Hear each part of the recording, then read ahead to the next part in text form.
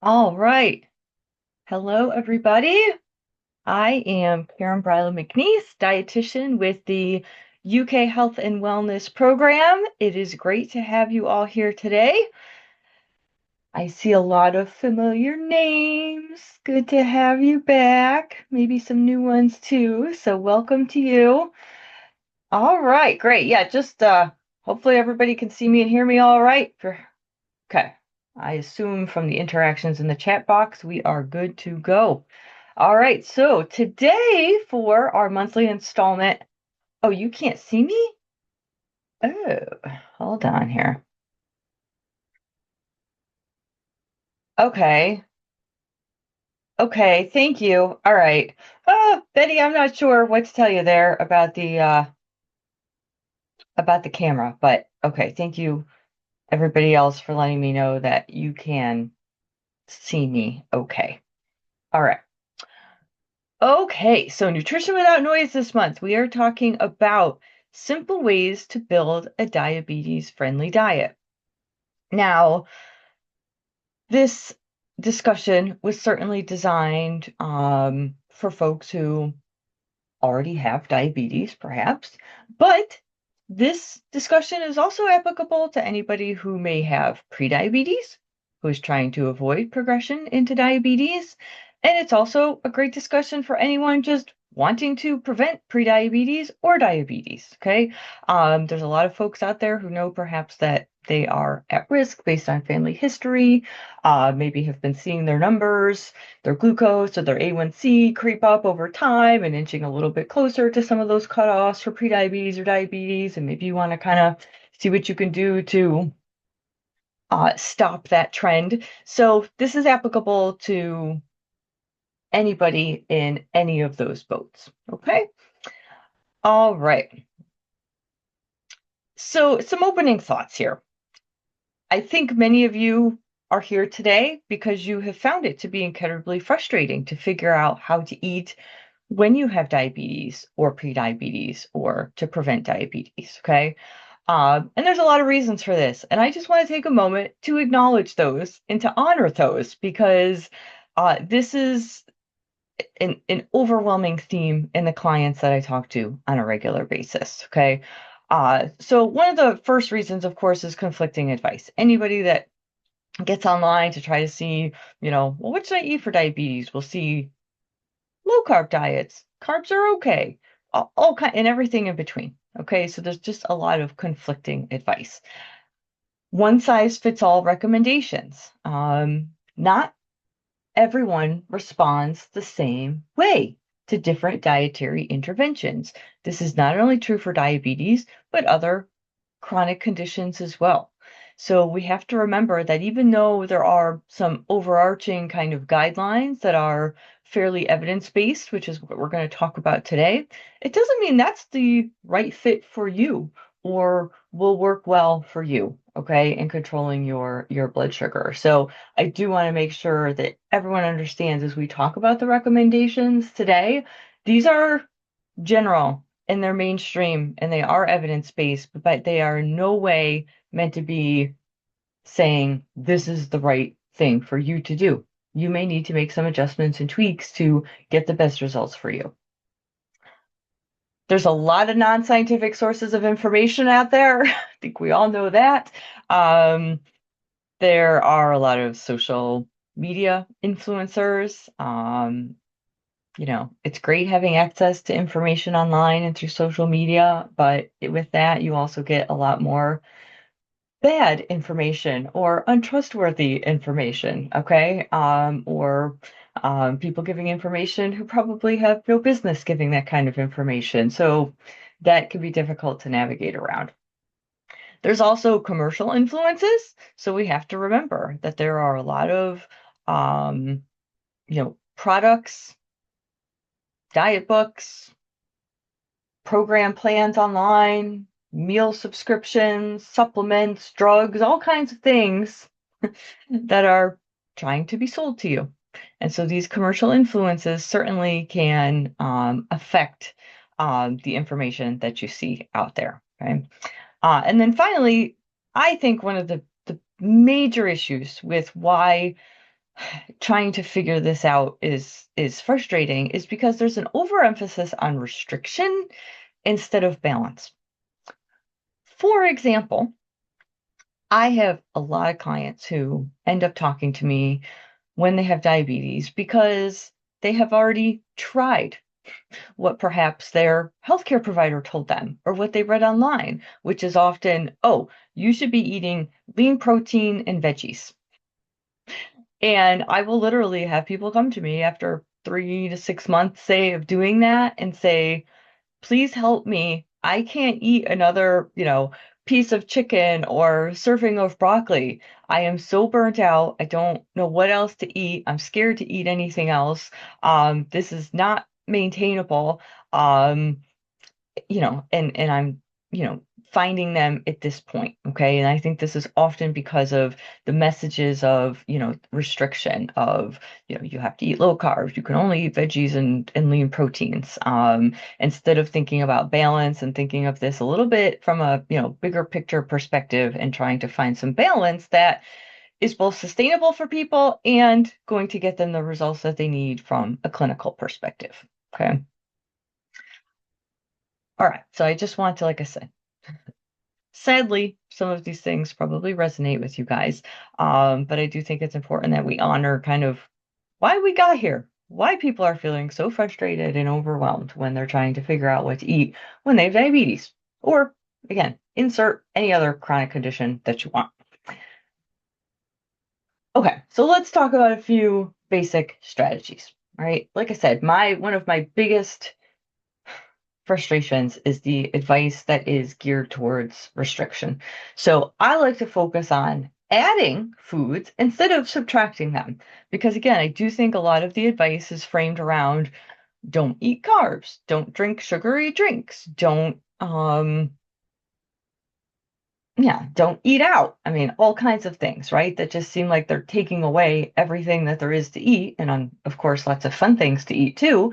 And then you feel like you're left with nothing to eat. Okay, so if we can, think about it from a proactive standpoint of these are the things I want to eat. These are things that are nutrient dense and good sources of fuel for me. And will promote my health in all kinds of other ways as well, then the things that, we do want people eating less of when they have something like diabetes, those things naturally get pushed off the plate because you're emphasizing on filling your plate with these other nutrient dense foods. All right. So I think it's a real shift in mentality, but a very empowering one. And I think one that feels a little bit more, action oriented, which is always good because that helps people feel in control, right? And it always feels better to try to do something instead of avoid something.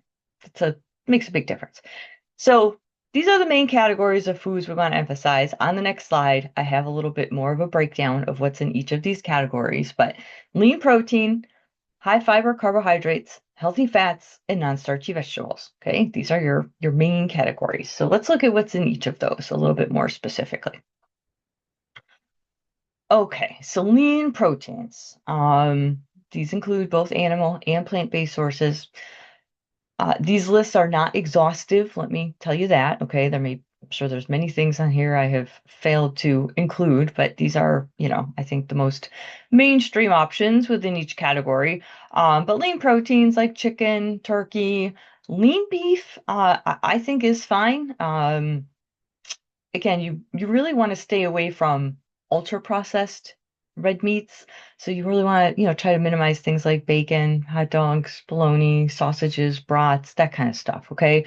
But just whole cuts of lean beef or lean ground beef, I think are perfectly fine in moderation for most people. Even lean pork, like a pork tenderloin, can be okay as well.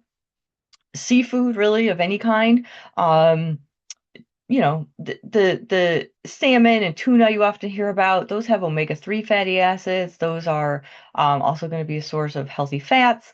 So you hear about those a lot. Those are, have a little kind of special advantage over other types of seafood, but all seafood is certainly a lean protein. Eggs, cottage cheese or ricotta cheese. Now, those will often maybe be a little bit higher in fat, just like the natural cheeses listed below there as well. But again, I do tell people that, you have some room for fat in your diet. And because, things like cottage cheese, ricotta cheese, mozzarella cheese, cheddar cheese, whatever other natural cheeses you like, because those are all nutrient dense in other ways, I think this is a, reasonable way to spend some of your fat grams that you have for the day, including a little bit of saturated fat.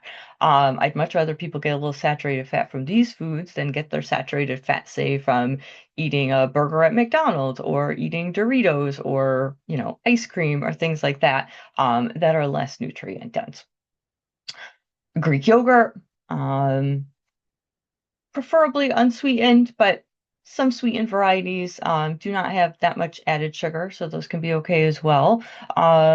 Cow's milk or soy milk, just keep in mind that these will be a little bit higher. These will be higher in carbohydrates, but they're also protein sources. Edamame, which are baby soybeans, beans and lentils, also great plant-based source of protein, but remembering these are also going to be higher in carbs. So we need to just account for that. And then things like tofu, tempeh, seitan is other meat alternatives.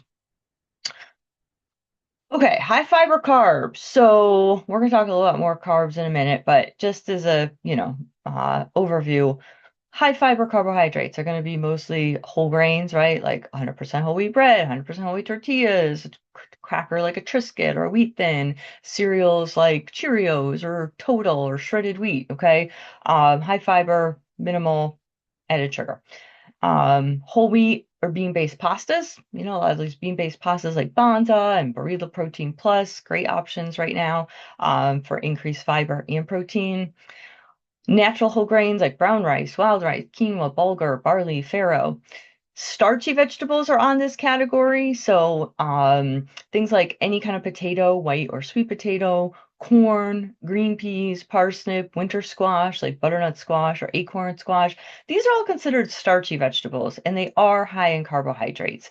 They're nutrient dense, again, sources of carbohydrates, but we cannot lump them in with the other vegetables that we're going to look at in this non-starchy category. They grow like vegetables, but botanically they're vegetables, but they just have a much higher starch content. So you want to view these as carbs. Oats, popcorn, and fruit are all also good sources of high fiber carbohydrates. Healthy fats. Healthy fats are great for anybody. Again, all these foods are great for anybody, regardless of your, diabetes status. But with diabetes, you can be at higher risk for heart disease. So it's particularly important to make sure that the fat that you are eating is predominantly from these heart healthy sources. Like I said, there's some room for a little bit of saturated fat from some of those other protein sources we looked at. But primarily, you want to be choosing things like avocados, olives, nuts and seeds, nut and seed butters, and using things like olive and avocado oils in your cooking. Non-starchy vegetables. So like I said, these are the ones that are going to be very low carb, low calorie. You want to fill up on these as much as possible. Okay, so many benefits in terms of, fiber and micronutrients.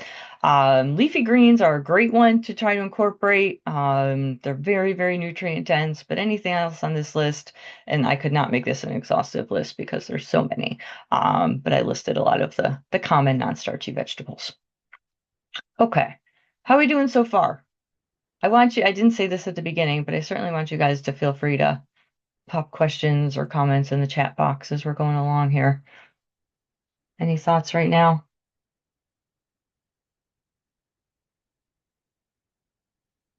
Okay.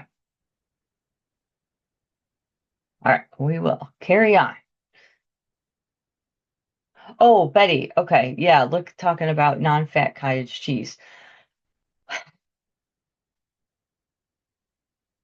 I'm not sure specifically about cottage cheese. Um,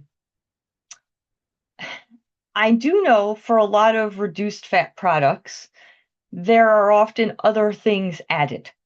Okay, so if you think about like a fat-free cream cheese or a fat-free salad dressing, there are often, when they take the fat out, they often may add extra sugar or sodium to make it taste better. They may add other types of carbohydrate-based thickeners to give it a certain texture, which is still adding some carbohydrates. So it's not across the board always better to get a fat-free option for something that is generally meant to be containing some fat.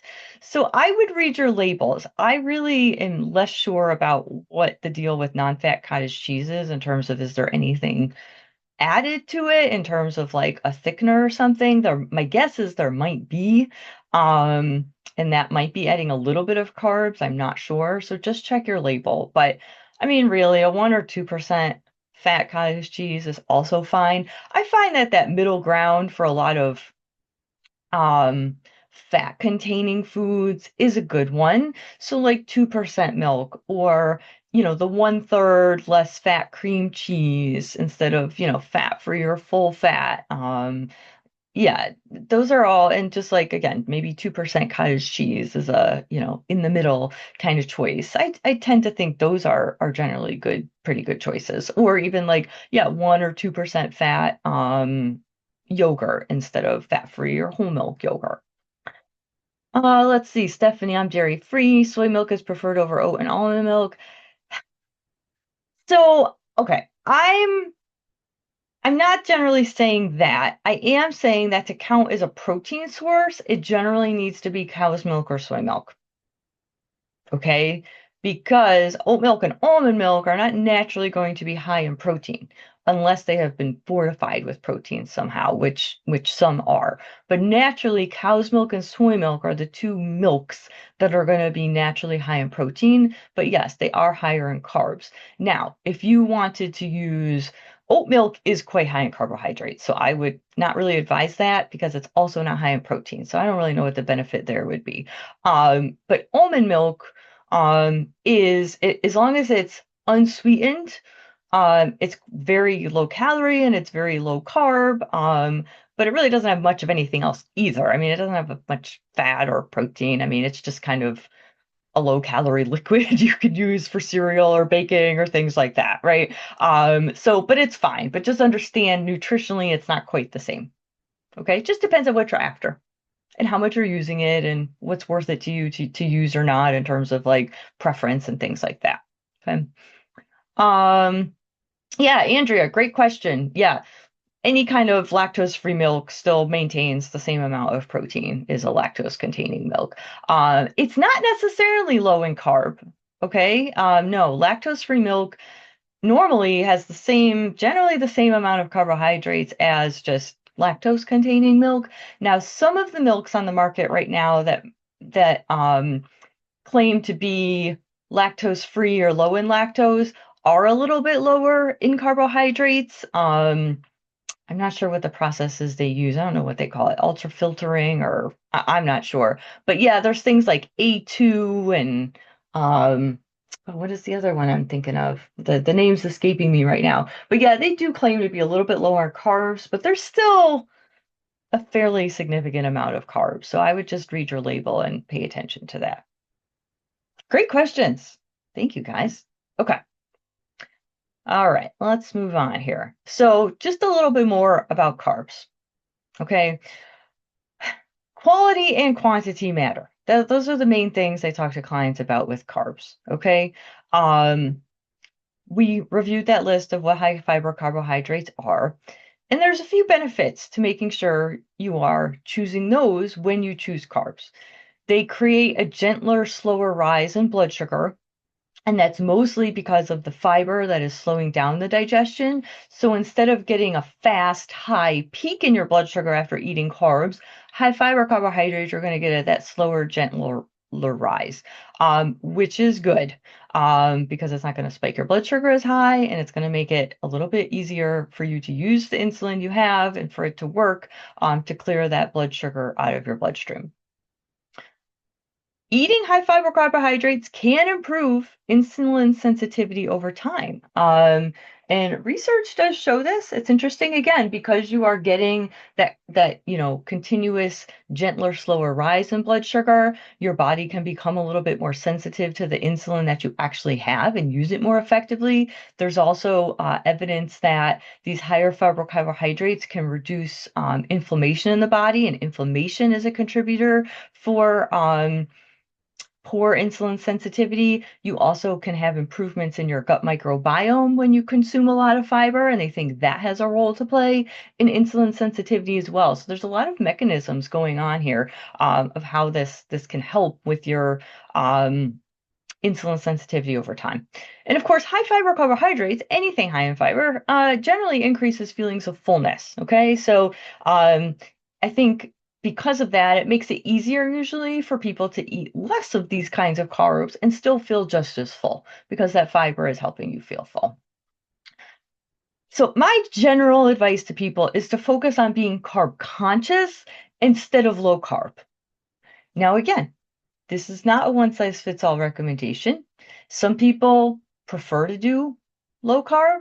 Some people like it. Some people even thrive on it. Um, Again, it's not for everybody, and it's not necessarily something you have to do to control diabetes. But again, these are the general recommendations that you do want to try to spread your carbs out throughout the day. So any carbs you are eating, little bit at a time. Okay.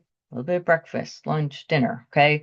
Don't just like save up all your carbs and have them all at dinner. That's a big load on your body, a big tax on your pancreas and your insulin. Okay.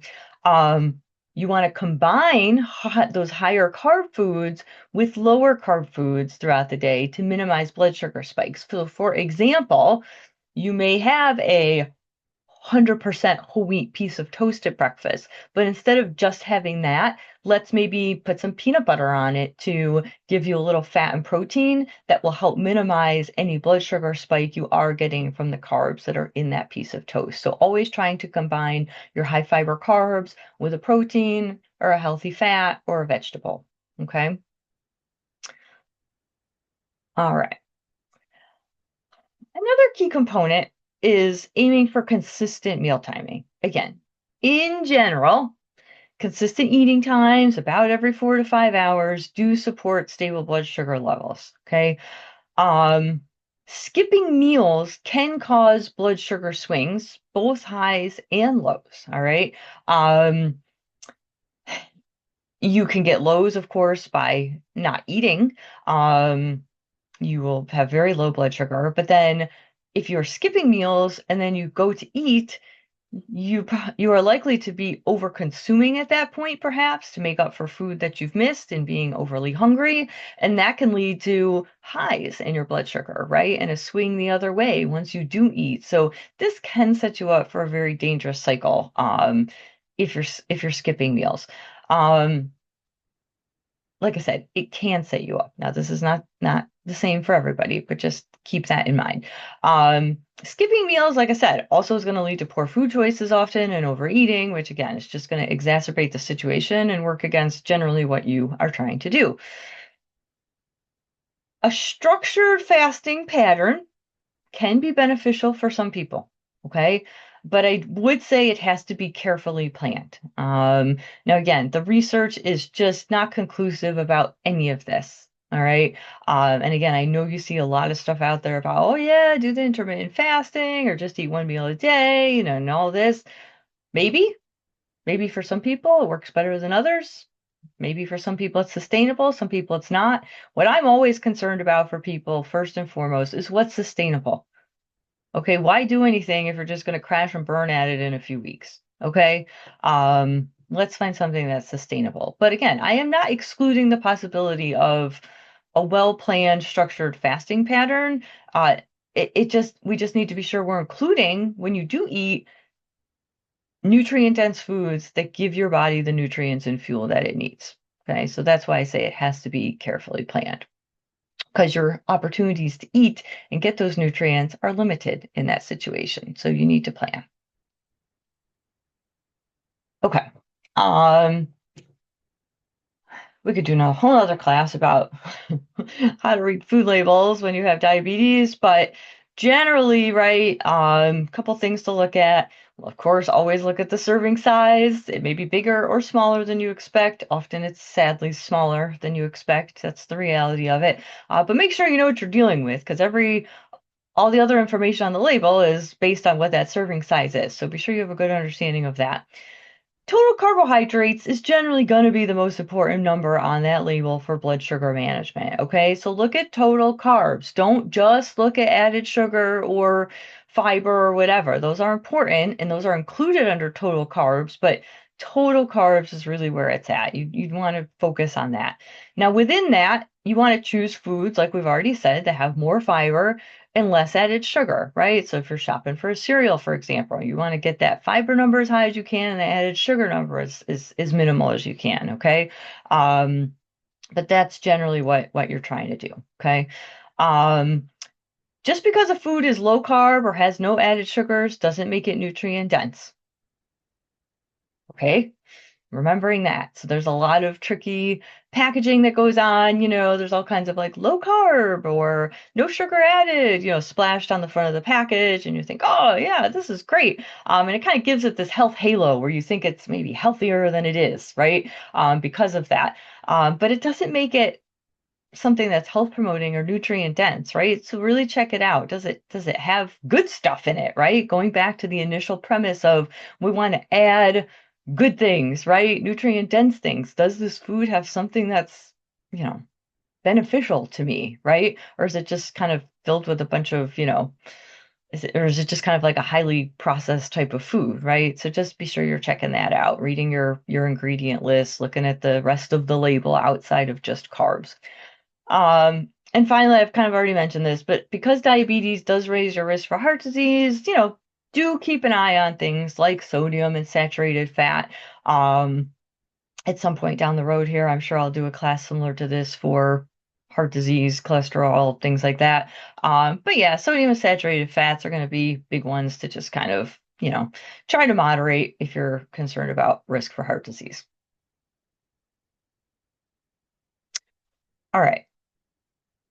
I would recommend limiting all added sweeteners, not just sugars, right? Like glucose, honey, sucrose, molasses, all the normal types of added sugars, but also low calorie options such as stevia, monk fruit, sucralose, aspartame, acesulfame potassium, allulose, and sugar alcohols.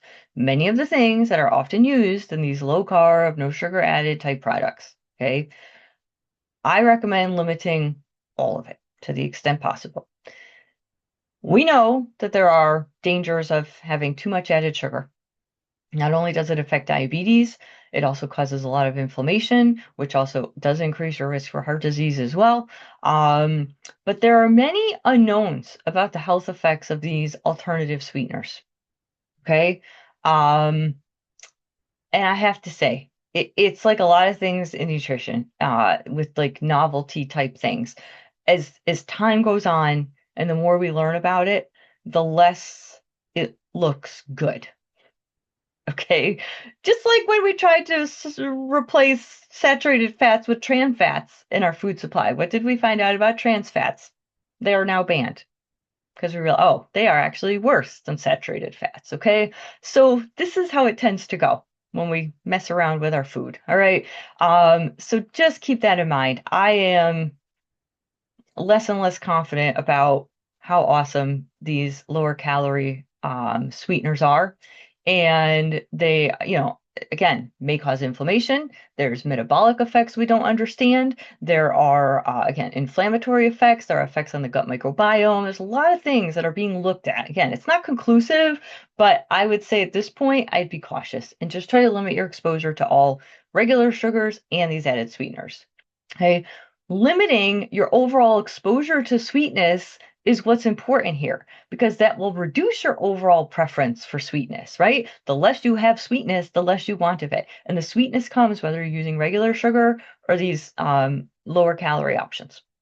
Okay. And of course, always reading the ingredient list. These added sugars and these other sugars, the other sweeteners, are in lots of products. Lots. that you would not think they are in. Okay, so just be sure you're reading your labels. Barbara, is agave in the caution list? Agave is a natural sugar. It's a calorie containing regular sugar. Kind of a little bit more natural in the vein of like honey or molasses, but still it is an added sugar. So just keep that in mind. Okay, and then finally, this is the last slide here. We want to have some fun with your diet. Okay, you deserve to enjoy treats and foods that are not always nutrient dense, okay? And there is room for that if the rest of your diet is generally focused on the principles we've discussed, okay? We need to make sure that this is, like I said, sustainable. And so allowing for what I call play foods has a lot of physical and mental benefits. It makes eating more enjoyable, which supports long-term adherence to whatever it is you're trying to do. It prevents feelings of deprivation, and we know deprivation can also lead to overindulgence. It reduces anxiety and guilt around food, allows for flexibility in social situations, which are things that people worry very much about when they have diabetes and think that they can't eat certain things and all of that. Okay. So it allows you to have some flexibility. And occasional treats will not derail your blood sugar management if they're consumed in an intentional way. Okay. So I tell people, think about what are the things that you love that you need to have once in a while to feel sane and feel like you can enjoy food, right? And I'm not saying you can't enjoy nutrient dense foods. Don't get me wrong there. I'm not saying that because you can. But again, it's not realistic to think, I love ice cream. I'm never going to eat ice cream again. Okay. We got to find a way to work it in. Maybe you take yourself to Graders once a week and have a scoop and really enjoy it. Maybe you and oh, the trick question, what is occasional? Yeah, that's going to look different for everybody. I say one way to think about it is, are you someone that might need a little bit of something like that every day or most days? Or are you someone who can go a while without that stuff and then feel like you just need a little hit of it and then you can move on and be okay again for a little while? I tend to find with my clients, they fall in one of those two categories. And that would be a way to think about what occasional is to you. Okay. Occasional could be close to every day. It is for me. I need to have a little something sweet almost every day. And I do. There's some people who are like, I could be okay with it for like a week, but then, eventually I get that craving built up and I need to have something. Fine. Well, then maybe you can have a little bit bigger portion of it and have it that, once a week. So that's the tricky part. It's just kind of figuring out what is the pattern of that works for you. Okay. All right. So that is everything I have for you guys today.